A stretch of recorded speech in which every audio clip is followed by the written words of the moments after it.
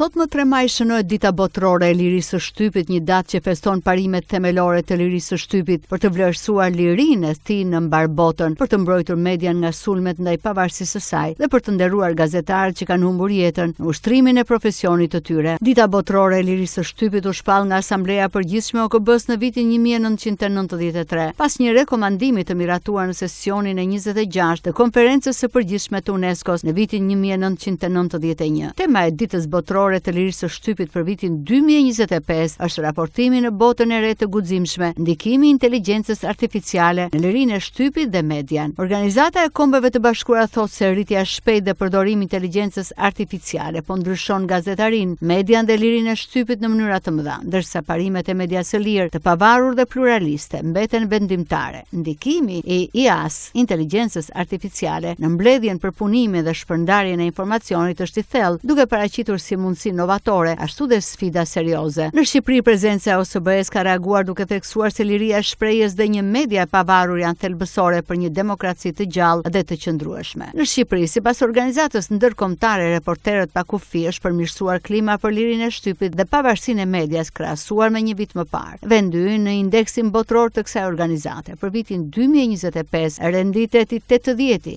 nga 180 të tilla në klasifikim, ndërsa një vit më parë renditej i 99, një përmirësim me 19 vende. Në Shqipëri u përmirësua kuadri ligjor, siguria dhe aspekti social i medias.